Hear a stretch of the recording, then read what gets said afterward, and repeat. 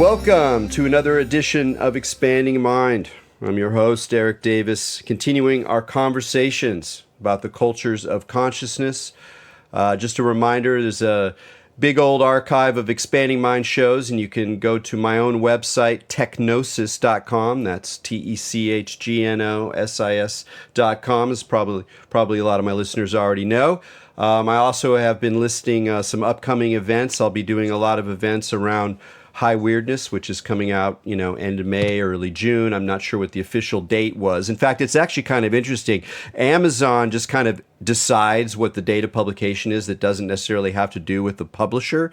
They have their own weird metric or whatever it is, algorithm to come up with a date. And the date that they gave High Weirdness, July 23rd, which is a synchronistic one because, of course, I'm talking about Robert Anton Wilson in the book and his great dream where he wakes up and writes down Sirius is important is, of course, July 23rd. So I think that's a good sign, except for the fact that the book's going to be out earlier, and I'll be doing events starting actually at the end of this month. I'll be in New York and Boston.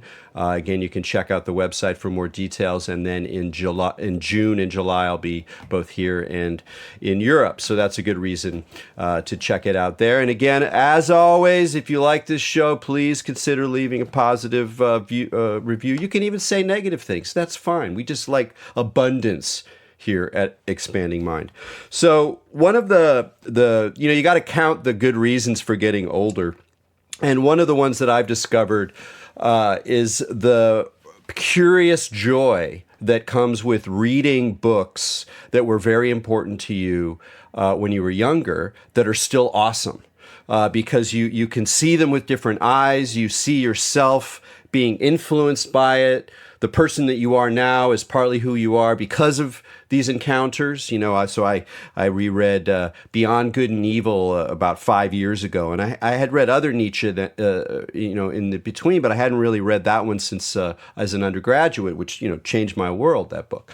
And, it's amazing to go, oh my God, how much of my mind is in this book, even though I haven't looked at it for decades. And so it's something that I've been doing more of, not too much. You don't want to, it gets a little too nostalgic or navel gazing, but I think it's a nice part of the reading mix. And so I was very happy to recently rediscover or reread the book that is or a portion of which is the topic of our conversation today. We'll be talking with Stephen Yenser, who's a poet and literary critic who has written about this very book. And this very book is James Merrill's The Changing Light at Sandover, which I discovered as an undergraduate at Yale, where I did a lot of poetry. I majored in English, and I did poetry because I love poetry. I love lyric poetry. I love visionary poetry, and there was a wonderful sense of all of these things at Yale. There was definitely a sensibility around poetry that was quite pervasive and was also fun because it took less time to read than the big fat 19th century Victorian novels that other people in the English major chose to read. So it gave me more time for other things as well. So poetry was very, very good to me. And I discovered Merrill as part of this reading frenzy. And The Changing Light Sandover is his, in some ways, his masterpiece. Certainly his longest poem. It's an enormous poem. I think it has 3 sections and it's and a big coda, and it's almost 600 pages long. And the reason that it's particularly apropos for our conversations here on Expanding Mind, where we're diving into consciousness, esotericism, mysticism, visionary culture, pop visionary culture, is that the book is about and compelled by and in many ways made up of actual Ouija board conversations that Merrill had with his partner, husband, David Jackman, and it comes out of these decades-long work of doing the Ouija board, which was something they did mostly in private. He wrote about it on occasion, and then after decades of this work, he wrote a relatively long book of poetry called the Book of Ephraim. And the Book of Ephraim ended up being just the first part of The Changing Light at Sandover. He wrote 2 more sections, both of which were much longer and much more weird, much more dense with esotericism and occult history and Atlantis and, strange poems of science, as they called at one point. But the Book of Ephraim, which initiates the whole sequence and is filled with just some extraordinary poetry, as well as some very interesting reflections on what does it mean to encounter some kind of peculiar entity that's speaking back to you through this this Ouija board, which was, of course, kind of a pop culture spiritualist technology that comes from the turn of the century. James and David actually built their own board, and there's a photograph of it in the new edition of the Book of Ephraim, which Stephen, our guest today, annotated and introduced. And it's a really helpful thing because James Merrill was a very erudite guy, and he loved to have puns and allusions, and it's very dense poetry, not in a dry way. I mean, I think he's a very juicy, witty, fun poet in a lot of ways, but there's a lot of references in there that you're going to miss. I miss a lot.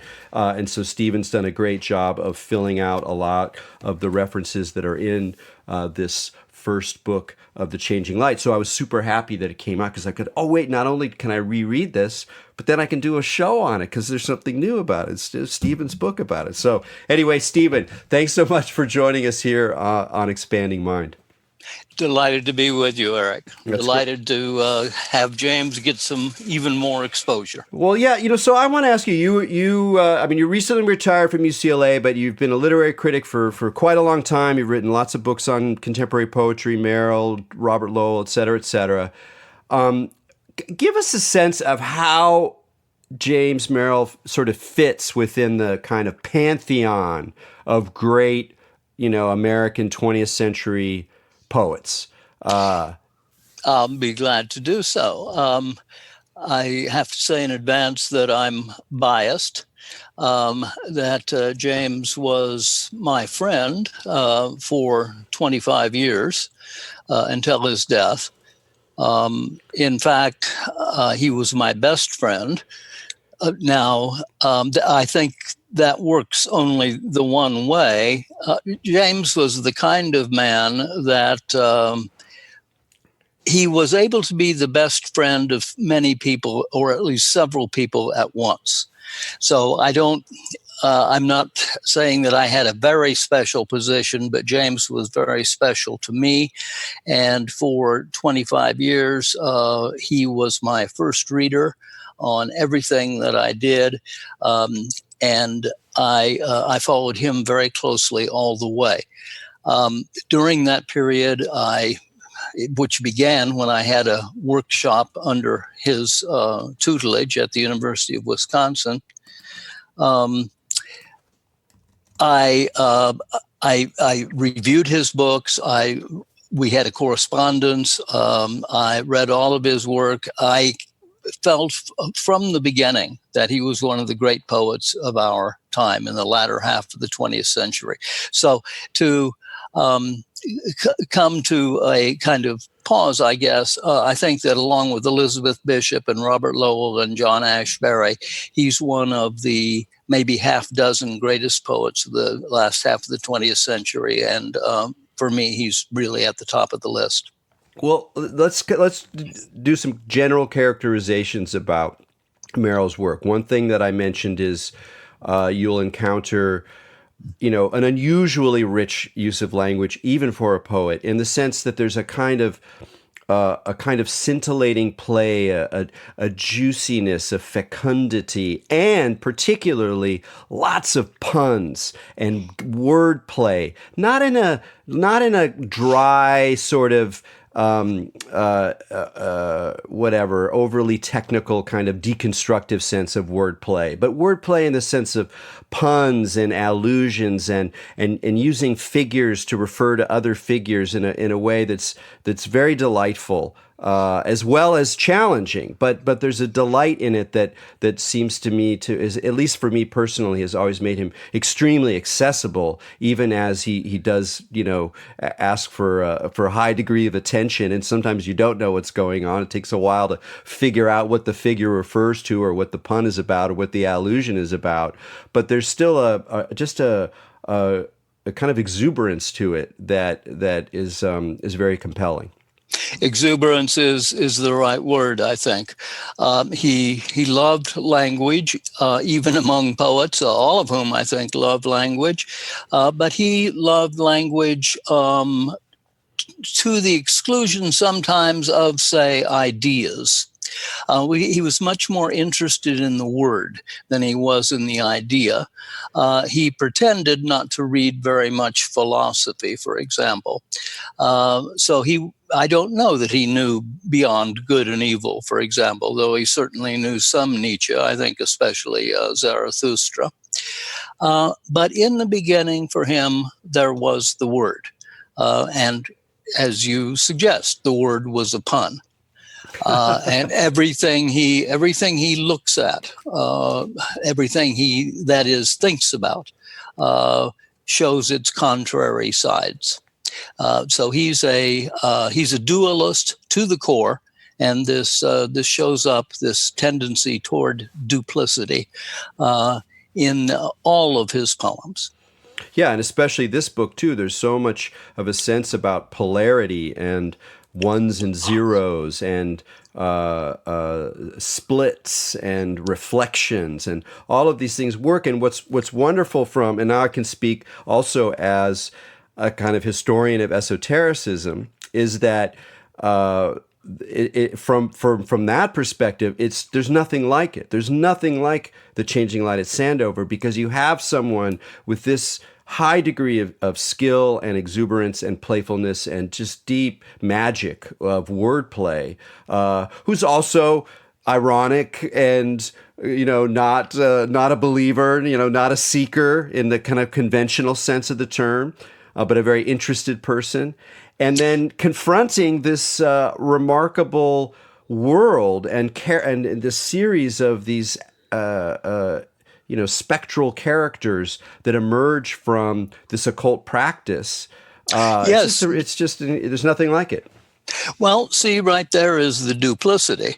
I mean, he lived in this world, but especially during those years, which were a couple of decades and more, in which he was engaged with the Ouija board and the spirits, there was the other world. So there were always these two levels. So to engage with the one, to engage with the world of nature, was to inspire him to engage with the spiritual world. And there's always this interaction between the two. Yeah, and what was the initial impulse to? I think it was as early as the 1950s to start this game, or was it a game? Was it just a trifle that then turned into something more? Tell us a little bit about that, and then also, of course, talking about what it had, how it was an expression of his relationship with David, which is this. That's actually before you answer. I just want to say though that I mentioned how when one rereads things, you see things from different perspectives, and when I was younger, I didn't recognize one of the great wonders of this book is its portrait of a gay marriage. Like, we don't really get a lot of portraits of decades-long life together, and the way in which this book emerged from literally both of their hands, and that whole side of it seemed much richer than I had noticed when I was younger. So maybe talk about how the very act of consulting the Ouija board emerged as part of their relationship, or out of their curiosity, or whatever it was. Yeah. Well, in the beginning, it was a parlor game. And, in the 50s, which is when they did indeed begin doing it, it was a fairly new parlor game. I mean, esotericism goes back to the beginning of time. But the Ouija board was just about the age of James's father. It was a late 19th century invention. And somebody in 1953, a former very good friend of his named Frederick Buechner, who later became quite a good novelist, they remained friends throughout their lives, gave him as a gift at Christmas, I think it was, might have been his birthday, in 1953, a Ouija board. And James dabbled in it for a few years, off and on. Then he and David Jackson got together, and then the Ouija board really took off. They were terrific counterparts, David and James. In the Ouija board poems, David is known as the hand, and James is known as the scribe. And when they communicated with the other world, David always had his right hand on the cup, and James had his left hand on the cup. They used a cup, as a planchette, as a pointer, an overturned willowware cup, which was just happened to be handy the first time or two they were doing it, and they continued thereafter to use the cup, which, by the way, I saw it in operation on a couple of occasions, and it moved at a lightning speed. Wow. So David had the power of connection with the other world. He was the lightning rod. The spirit's voices flowed through him. James took dictée, as you might in a French lesson, as the letters came down to the board. So James had his left hand on the cup and his right hand free for writing. David had his right hand on the cup and his left hand free for smoking, which he did continually. And James would write down the letters as they came, which is, as I say, very, very quickly, so quickly that the manuscripts show of the dictations show just strings of letters.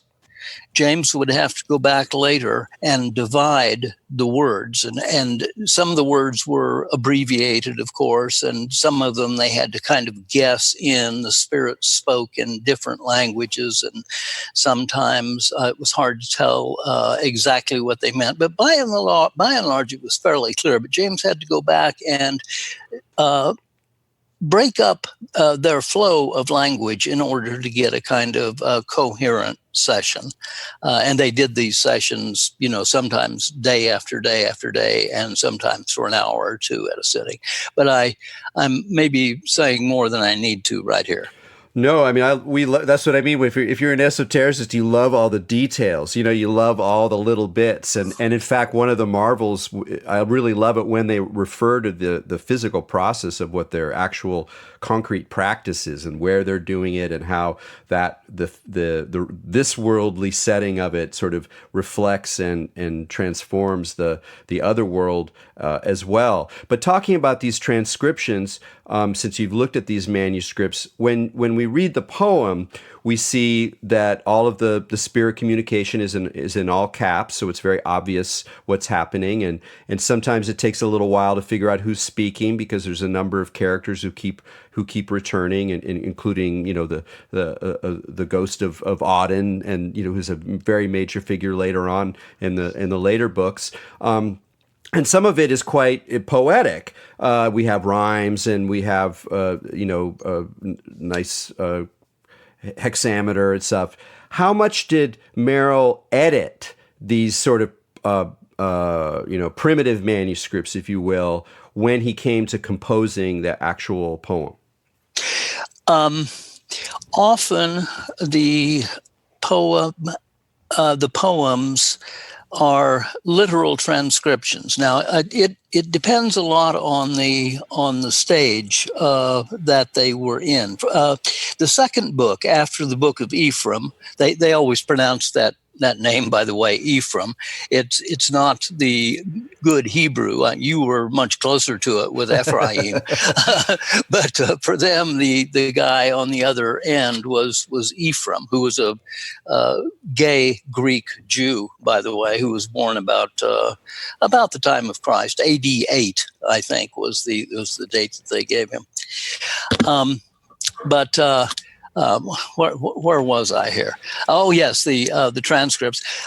When they were taking down the lessons from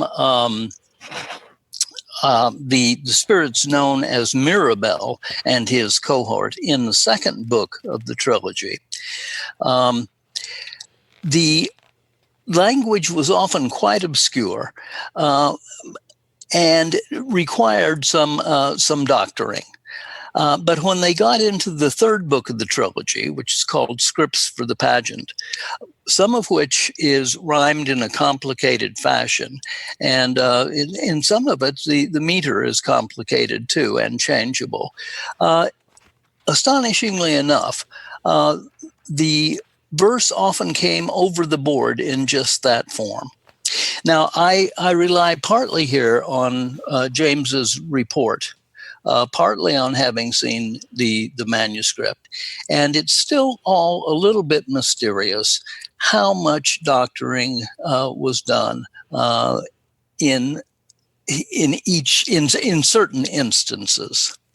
So that's an ambiguous answer, but it's the best I can do right now. No, it's a good one because it's also fun because it not only raises this question of the coherence of the messages, meaning that whatever we think about the reality of the entities who are announcing themselves, there's some kind of language event that's occurring, and if that language event in that quick stream of transcription then proves itself to have that degree of formal sophistication after the fact, that's already like a remarkable thing. But of course, that kind of remarkable linguistic performance is something that we know that people can do, that there are, whatever you want to call them, inspired states where manuscripts can be produced of a very high degree of quality and complexity in an incredibly quick period of time that we can't really associate with a normal workaday, even brilliant kind of consciousness being able to turn out. But it raises another fun point, which is, and the question I have for you as someone who's familiar with the critical literature on this material, is how much this freaked out poetry critics, where they were like, "Oh my God, how you saying like you got the Ouija board and like there's he's talking to peacocks and dead poets and Plato." I mean, it's absurd. So the desire to at once acknowledge that this is a great work, but then find some way to say, "Oh well, he was making it up, or they were fixing it later, or David was actually doing it," which is, I know some people have said that. So can you just reflect a little on how within that the world of poetic criticism, people just sort of had to deal with this problem? That's a whole bevy of questions there. Let me take just a small one that you mentioned there at the end. Some people seem to think that David had a lot to do with the language. This is not true. David was the connection, the physical, so to speak, connection. But the language is no more David's than it is James's. It's not even as much as it is James's language. So that is a canard, I think, that I hope gains no footing. David was a terrific guy in many respects, but he was not the writer. David was the hand in the communication. James was the scribe. And the language is really one way and another traceable to James. It was very surprising when these books began to be published. And there are people, there were at the beginning, who thought that James had really taken a wrong turn when he composed the Book of Ephraim. which is, as you said earlier, quite a different thing from Mirabel, the second book. Mirabel's Books of Numbers, the second large book, and then Scripts Through the Pageant is the third. Ephraim is very tame compared to those two. But even then, critics, resisted what seemed to them absurd pretty quickly. And especially over the last, 20 years or so, people have come to understand it much better. And it now, they take it in stride. And it seems much more a composed, finished piece of work that is open to all kinds of critical approaches. There is more resistance these days, I think, to the last two books, but that too has begun to diminish. And along with the communications from the other world, there are many set pieces, some of them quite complicated. There's a villanelle here, a canzone there. And these are all in Merrill's own very polished, sophisticated voice, not in the voice of the spirits, though occasionally the spirits too use meter and rhyme. It's very hard to describe in the abstract as I'm now doing because it's such a mélange. It's such a gallimaufry of different styles and works and voices. Some of the people in the other world, like Auden and their friend Maria Mitsotakis, are very sophisticated, and their language is elegant and precise. Others in the other world are much less educated, and they don't speak with that kind of elegance. So let me give you a chance to say something. Oh, sure. Yes. Sorry about that. No, I always got more questions. I think that where I would like to take this is into the question of Merrill's own balance of skepticism and I don't want to say belief, but his recognition that there were others here, and that there was relationships that were forming with others. How did he do that? Well, he, as you would guess, he is so deep down duplicitous that he was always skeptical. I have seen him. I saw him when he was really feeling the presence of these spirits. I saw him be almost, he was in awe at times of the communication that he had established. But before and after those moments of awe, he was always skeptical, and he didn't know where the voices were coming from. This is an issue that is raised first in Ephraim, the first book, and then becomes a centerpiece in Mirabel in the second book. And in the third book, there are three parts to the third book, three main parts, and they are entitled Yes, and is the second part, and No is the third. Yes and No, as there are, of course, these three sections of the Ouija board too, along with the letters. There are the words yes and no, the and being an ampersand. And James always felt yes and no. The speakers are outside him and David, or they are inside him and David, or maybe that is the same thing. I mean, if these voices came from inside James and David, how did they get there? So it's not an answer to say that James and David are originating the language. The language was other to them in their ordinary lives. So the other world, this world, there's a deep sense in which the two worlds are the same, or at least are densely reticulated, densely networked. And James, I think, came to feel this way about the world of the mind and the natural world, and he's certainly not alone. I mean, there are philosophers today. David Chalmers is one that you might have come across, but the tradition goes back, through Whitehead, Gregory Bateson, to Spinoza. The natural world and the world of God, or the spiritual world, are integral. Yeah, it's funny. You just named kind of a like my own little pantheon there. That was great. Those are like Bateson, Spinoza, Chalmers. It's yeah, we're into that stuff here on Expanding Mind. And again, you know, part of the reason I wanted to do this podcast is because I know that there's a lot of people who listen who are into esotericism, who study, the idea of reading a thick book of like occult lore about Atlantis and the origins of the devil, what devils really are, and how they're not really what they seem to be, and apocalyptic questions, and what is the nature of God? Is God alone? Is God connected with others? That's great. Like, give me that. Oh, you got 500 pages of that. I'll sit down and do that. But there hasn't been very much attention from within esotericism, or people who are interested in it, or historians of it, in really looking at the specifically esoteric part of this story, meaning what is the cosmology that gets developed? How does it change over time? And that's one of the remarkable things about the book. We start out with Ephraim, and Ephraim gives us a particular picture of how the other world works. And then at the very end of the book, we get a little flash of another order of creature that then we get to meet more in the next book. And then you get a very different picture, in some ways a fairly disturbing one.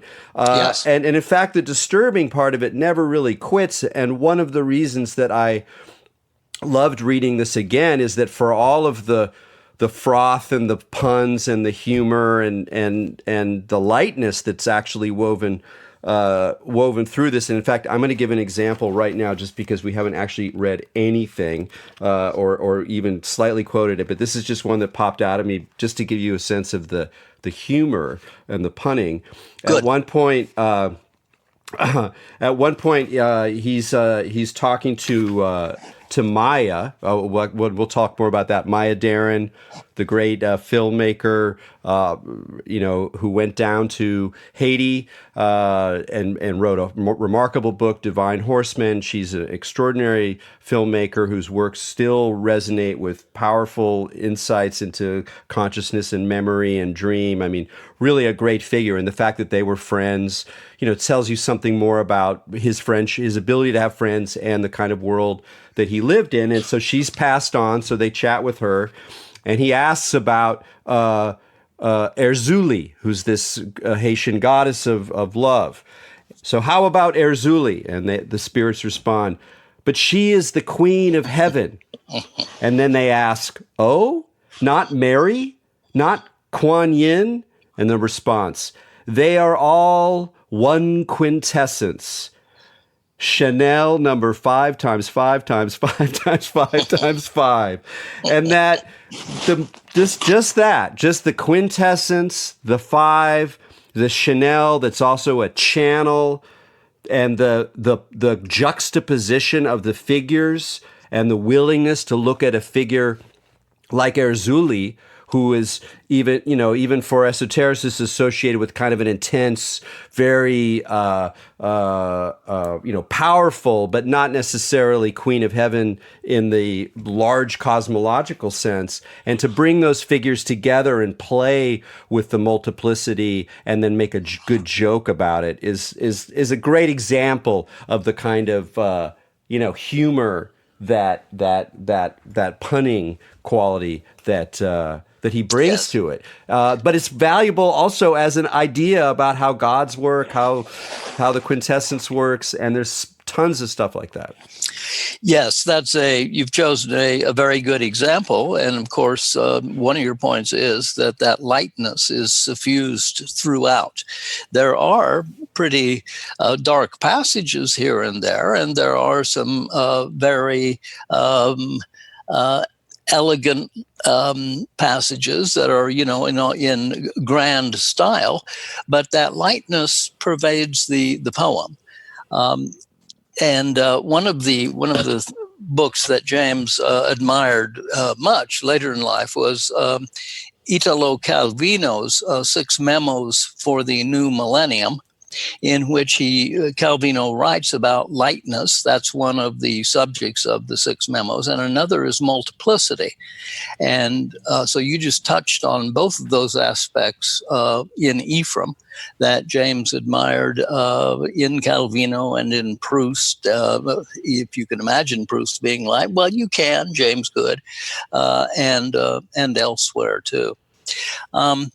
Yeah, no, that's a wonderful passage. You're right to see that pun on Chanel and channel, and of course that line 5 times 5 times 5 times 5 times 5 is in perfect trochaic pentameter. So it's a wonderful mix of the metrical and the specific. Yeah, and what's amazing also is there's so much. I mean, he was such a master of form. He was such a master of form. You don't really notice it. That's right.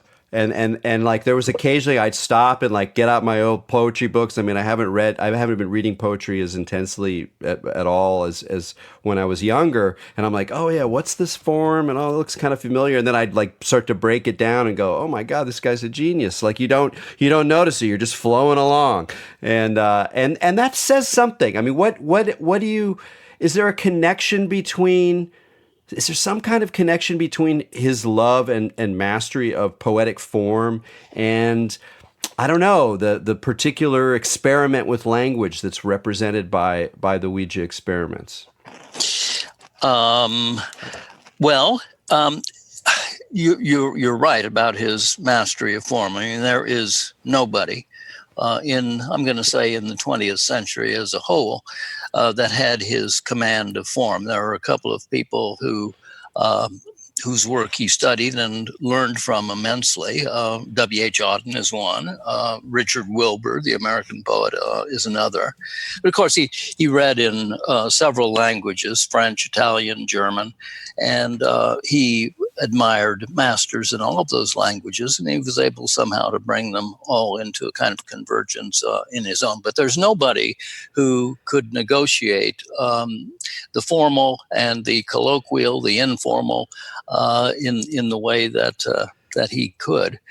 I suppose the Ouija board gave him an immediate form to which he responded. I mean, the letters are right there, and I don't know. That's I'm not sure that I can follow that. Yeah. Maybe I was just. You mean, you make these stabs. One question that I'm coming up, since you mentioned earlier, we didn't actually go into it that much, is how did it feel when you were in the room when they were doing the Ouija board? What was the overall ambience? Was it playful? Was it really studious? Was it very intense? Was it a little bit spooky or enigmatic? What was your experience of that scene? It was intense. It was very focused. It was not humorous, and I couldn't tell. I think both of them. No, James. David didn't seem to actually pay very much attention to the words that were being formed. Neither did James pay all that much attention. The thing is, we couldn't tell exactly what was being said until later. Because the pointer moved much more quickly than words would move, and so the letters flowed together, and occasionally something would kind of pop out at you, like Napoleon, and but you wouldn't know what the context was for Napoleon, and only later, when James went back and with a pencil marked off word from word, was he able to tell exactly what the subject was. There were hints of what was going on, but you couldn't really get a hold of it. It was the action of the pointer was too quick. So it was very concentrated. There wasn't time for laughter or commentary.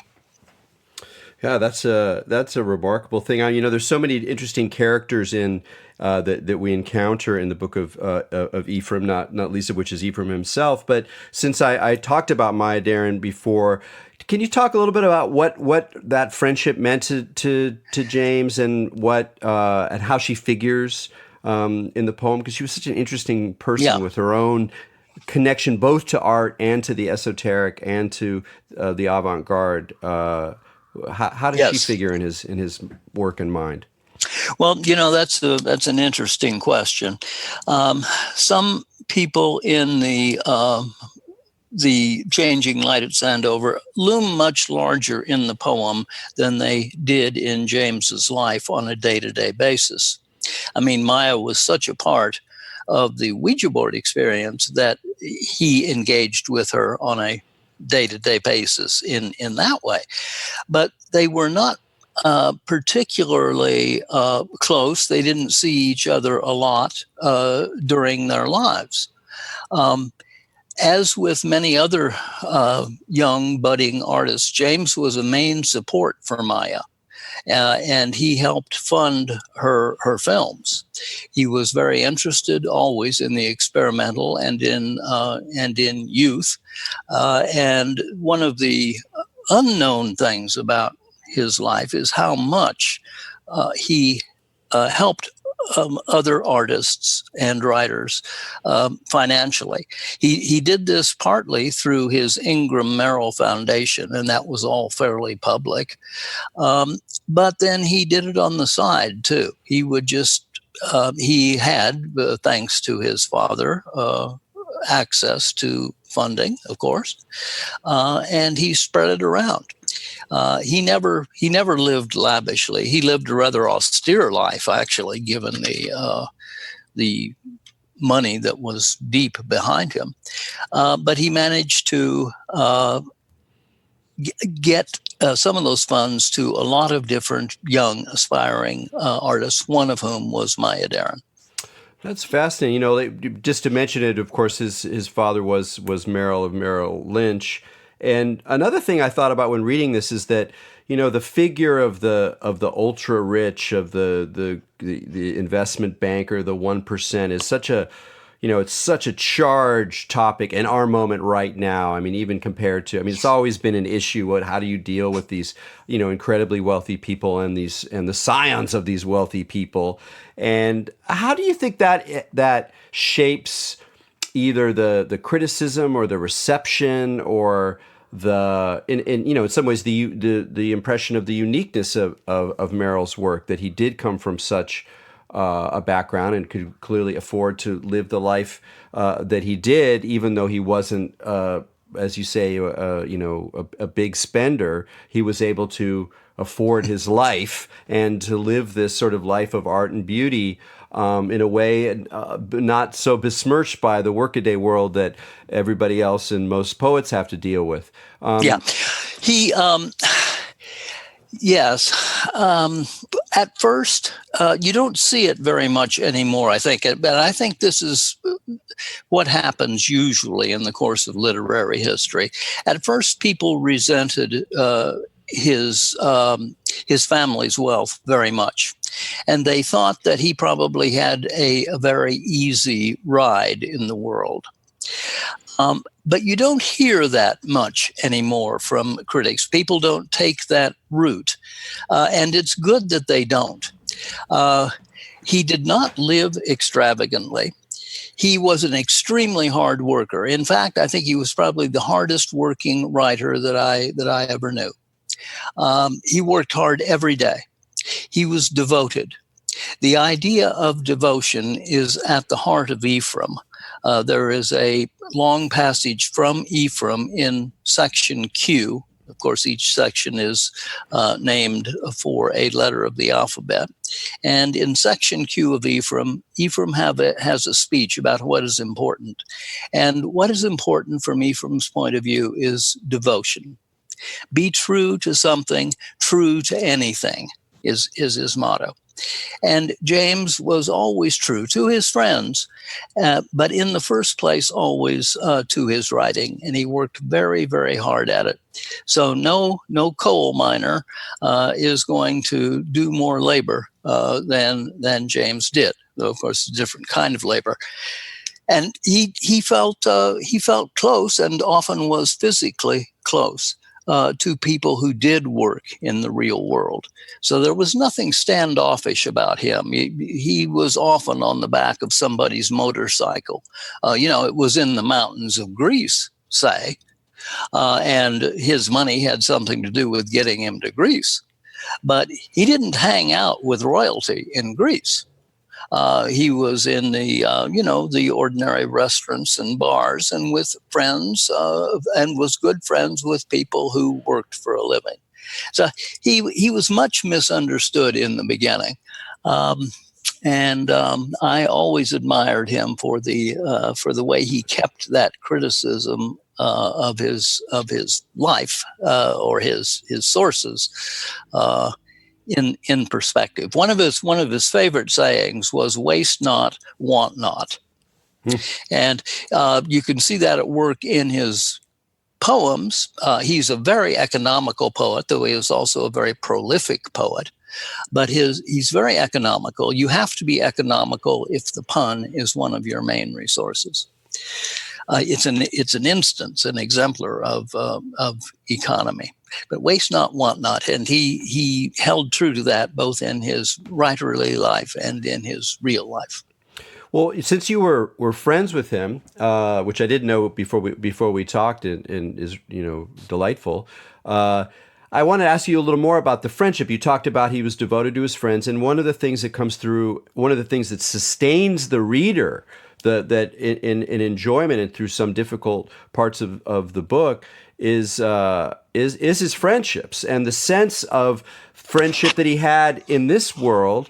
And the way that translates into these friendships with these others that are coming through the other world, and even the sense of towards the end of the final book, Scripts for the Pageant, we have these sort of parties basically in the other world, and you could get a sense of like that there's something very profound about how he related to the world, on a level of fun and friendship, but also that there was something very profound about the way he related to friends that really informs his whole kind of metaphysical vision in this book. Absolutely. It's the product of very private sessions, just two people working for the most part. Well, almost always. Occasionally somebody would sit in, kind of kibitz, but that was very rare. It was a very private production of these three books, but it's very social. The world that it creates is a very social world. And one of the great mysteries of James Merrill is how he was able to be both so utterly private, so much of his given day, and so social. He had many, many friends. He loved friends. There was nothing really secretive about him.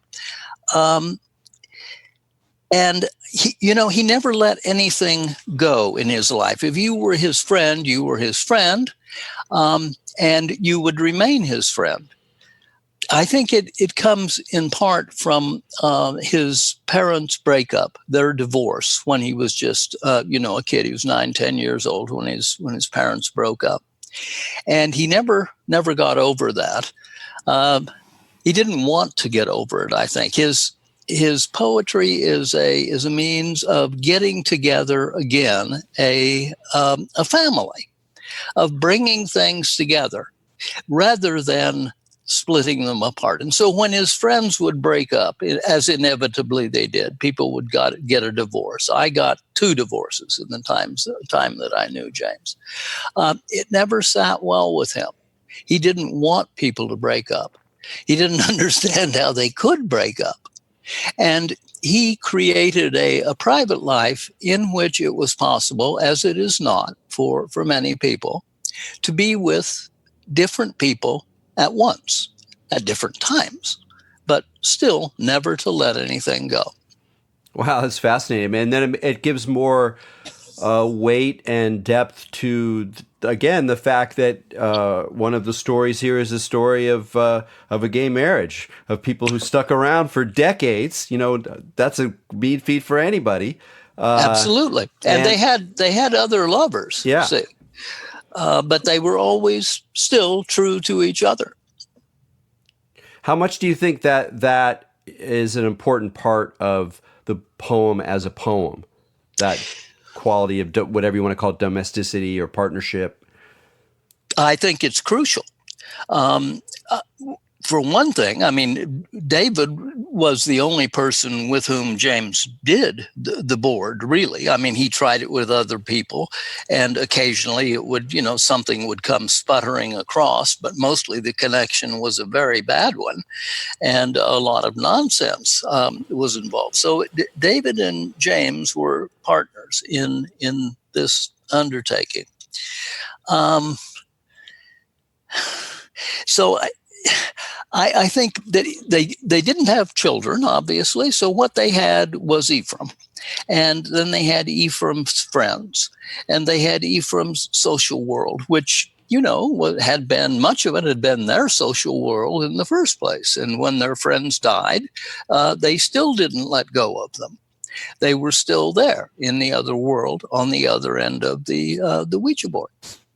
So I think that there's a very strong sense in which the Ouija board poems are a domestic product. I think your term is a good one. Well, and it makes sense in terms of that great polarity that we, the emphasis on polarity we're talking about between the this worldly and the otherworldly. And there's the this worldly that's the world of nature, or the world of matter, but there's even more the this worldly of the domestic scene. And so we hear about the radiator that's not working in Greece, and all this kind of thing, the clanks and the wallpaper and getting the wallpaper replaced. And then it turns out that the wallpaper has images in it that kind of make its way into the poem, and you get a sense of the breakdown of the magic in some sense that's hidden in the domestic scene, which is yes. The other world flows into this one. Throughout Ephraim, there is a stream. Sometimes it is Ephraim. Ephraim and the stream are inseparable. It turns up here as a river. There is a waterfall. There is this flow, which is the flow of creativity, but it flows into the real world. And so the stream turns up, for example, in section Z of Ephraim at the very end, where they have to leave their pipes on in the winter in Stonington Village in Connecticut, where they live, so that they don't freeze. And keeping the pipes open there is not a metaphor so much as an extension of the continuation of the contact with the other world. The water still flows in the pipes. The connection is still there, even in the coldest, darkest, wintry days with the other world. There's a character in Ephraim who, out in nature on a hike, needs to relieve himself. So, he takes a pee against a tree. And this stream is also a manifestation of the creative power that is elsewhere, this larger stream or river. So this world and the other world flow together time and again.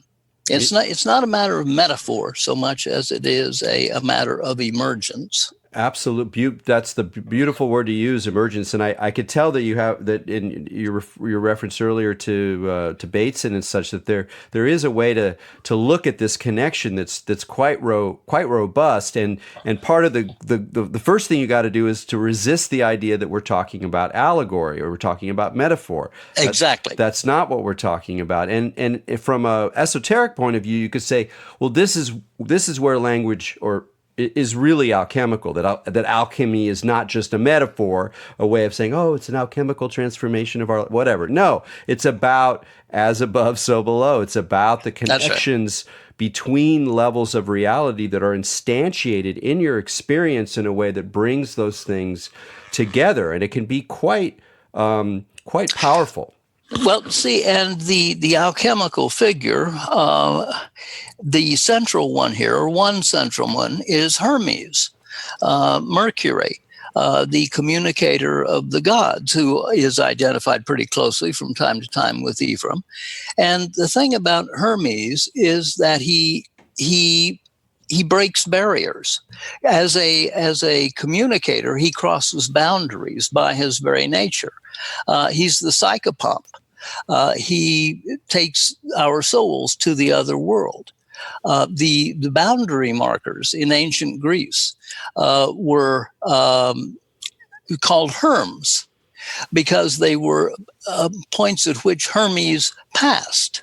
always. He moves among boundaries. He's like the poet in that way. He's like the artist in general, whose staple is metamorphosis, is change, is movement, is conversion. And of course, the basic realm that is crossed here in these poems is this world and the other world, or the world of mind and the world of matter. Yes, and that the idea of the source and the current as being a central figure is really interesting, because there's an electrical dimension to it as well. Yes, the current is, which is a frequent word, central word in Ephraim, and the current is indeed electrical as well as fluid.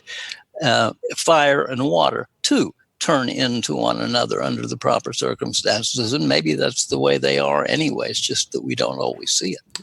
Yeah, and though we only have a couple of minutes left here, but what I like about that sort of electrical dimension as well is it looks forward to the fact that the esoteric world building that we're going to see later in the poem is very much about science. And so there's an extremely interesting meditation on the relationship of science and the visionary realm, which is, by the way, not at all unusual for modern esotericism. Really, from the 19th century forward, all the greats, Gurdjieff, Blavatsky, the Seth Speaks books, that they're actually about navigating the space between this new modern reality of science and the world of vision that keeps coming back, whether we want it to or not. And I see the changing light as just, absolutely central into that study of what is the visionary dimension of science for us today, including the apocalyptic, including the scary stuff. Well, I think you're dead right, and of course James read a lot in that area. He read science as well as popular science, as well as some pretty junky science, and he was able to use some of it, often with a hint of mockery, but he was able to use all of it to his ends, I think. You're right. Science is essential to this trilogy, and some junk and pulp too. I'm glad you mentioned that. I forgot to mention that he goes deep into those realms as well, and it helps spice the brew, I think, in a really good way. Well, Stephen, we're going to have to end it there. It was a really wonderful conversation, and I really, part of the whole reason again to do this show is to encourage people to to read Merrill, to read the Book of Ephraim, and hopefully go on and read The Whole Changing Light at Sandover. So thank you very much for illuminating us today. Thank you. I've had fun. Excellent.